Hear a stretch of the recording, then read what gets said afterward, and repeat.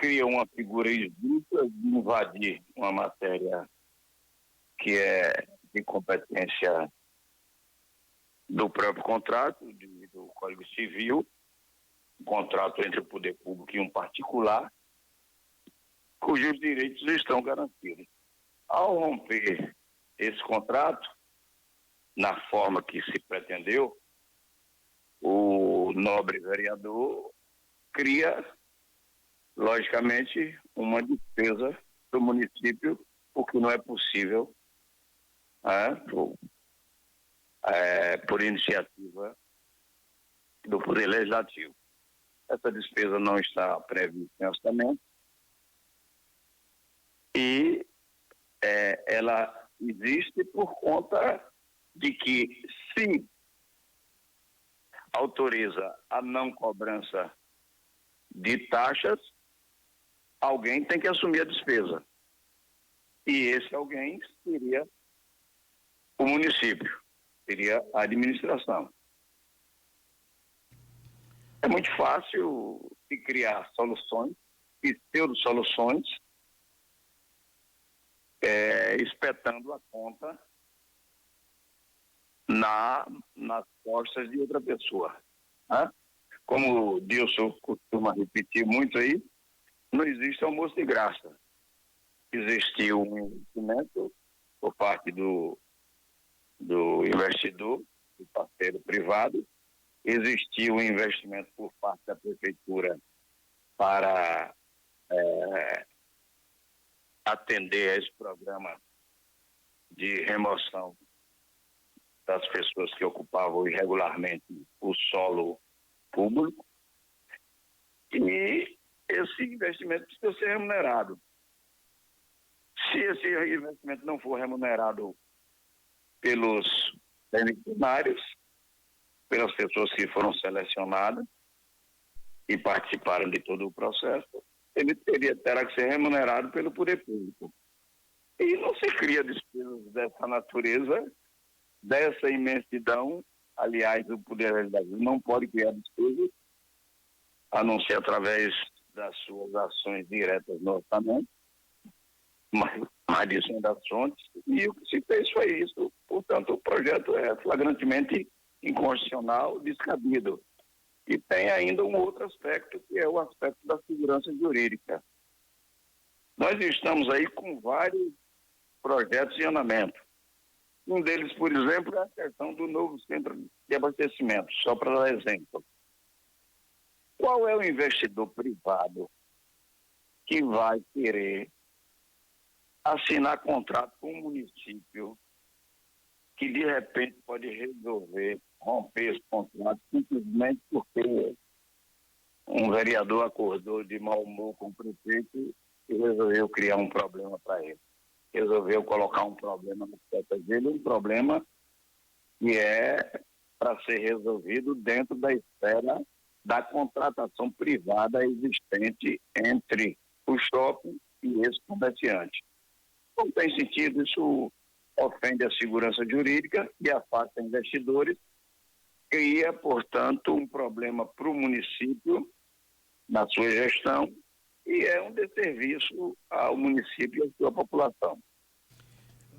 O projeto, doutor Morapinho, sugere que haja o cancelamento, inclusive, do prazo de carência para pagamento das despesas mensais de aluguel e também de outras taxas aos permissionários, e a proposta também sugere que seja feita uma reavaliação do contrato antes de que se reinicie as cobranças. Nesse caso, ele já sugerindo que o município assumisse em partes.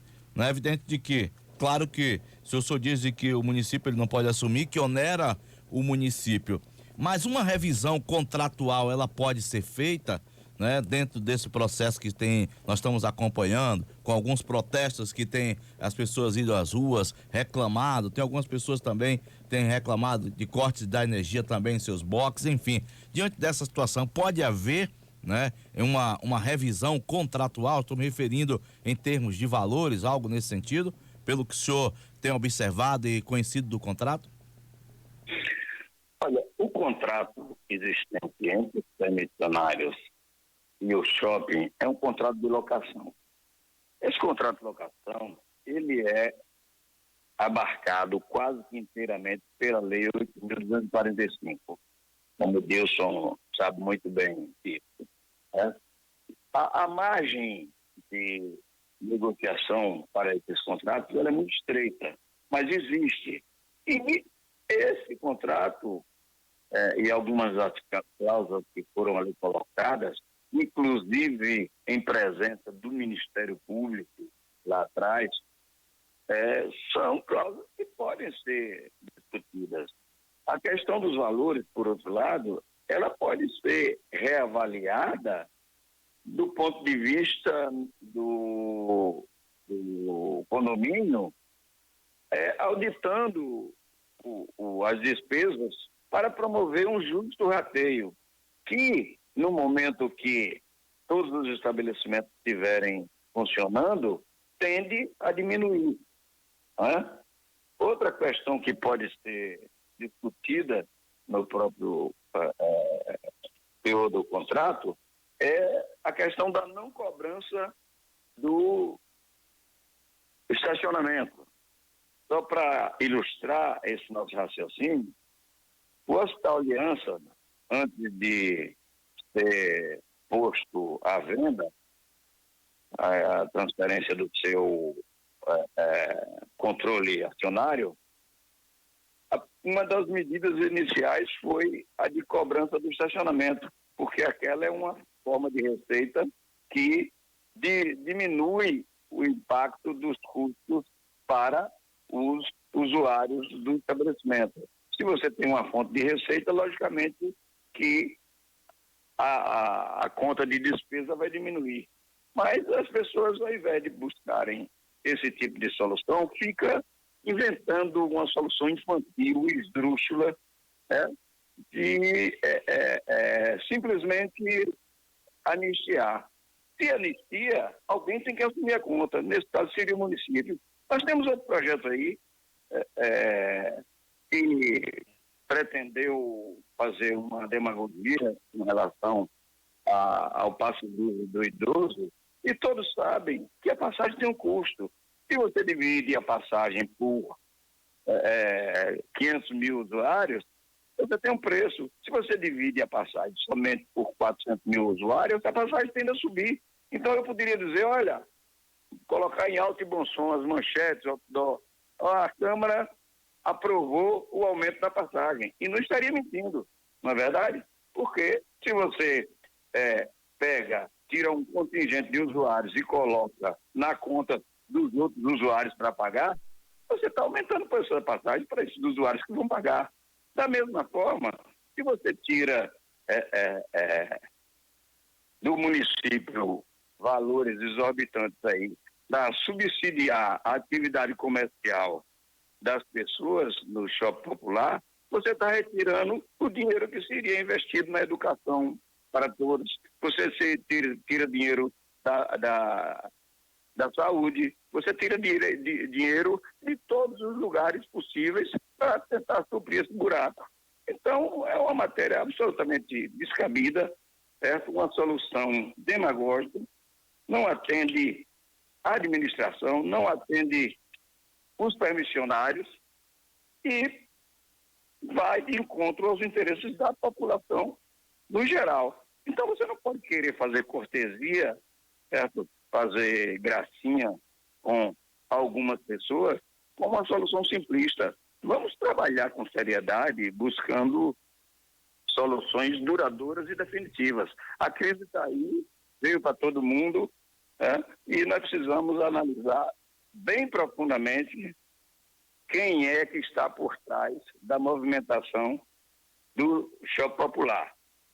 Logicamente que nós temos aí 3 vereadores já identificados que têm esse interesse de criar embaraço para a administração e é uma situação que vai ter que ser resolvida pelo julgamento popular ou pelo julgamento judicial. Pronto, então eu vou fechar com o senhor, porque teria algumas outras situações dentro desse processo, já que o senhor identifica, inclusive, e aí me parece que o senhor já leva, inclusive, essa discussão para um outro teor que teria, inclusive, uma motivação política por trás disso tudo. Por outro lado, o líder do governo, né? Ele acaba, inclusive, o Pedro Américo dizendo que deveria ser judicializada, até porque muita gente tem reclamado com relação de que o próprio empresário, o Elias Tegilani, teria descumprindo alguns acordos que teriam sido feitos com a própria prefeitura, né? Entra esse detalhe também dos cortes de energia, do fechamento dos boxes, que também tem sido uma outra discussão, e eu só deixo essa pergunta para o senhor para a gente fechar. Nesse momento, judicializar seria o melhor caminho? Ou isso se arrastaria também muito mais tempo e essa pendenga continuaria, o procurador doutor Moura Pinho?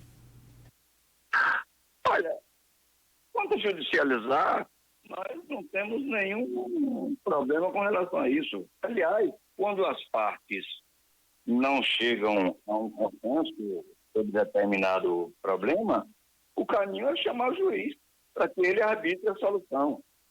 O que não cabe, nesse momento, é esse tipo de solução esdrúxula, infantil, inconstitucional, ilegal, para tentar resolver um problema que é sério. Nós precisamos identificar, por exemplo, que das pessoas que foram cadastradas por shopping, que estavam na rua operando barracos, essas pessoas, ao chegarem ao shopping, nós descobrimos que eles eram exploravam as barracas em nome de terceiros. Então tem gente que tem 10 boxes lá em nome do barraqueiro que foi encontrado na rua. Essa pessoa, então, reclama hoje porque a situação econômica não é muito boa, as vendas não estão no padrão necessário e ele ocupava 10 barracas na rua sem pagar nada e agora ele tem que pagar um condomínio, ele tem que pagar um aluguel. Então essas pessoas é que estão à frente dessas manifestações. Nós, inclusive, fizemos uma representação e está lá no Ministério Público para que ele apure a exploração das pessoas e convocamos os vereadores para apurarem isso também, porque isso sim é defender a população, porque essas pessoas estão sendo exploradas quando elas receberam o direito diretamente do município, da administração, subsidiado por recursos públicos.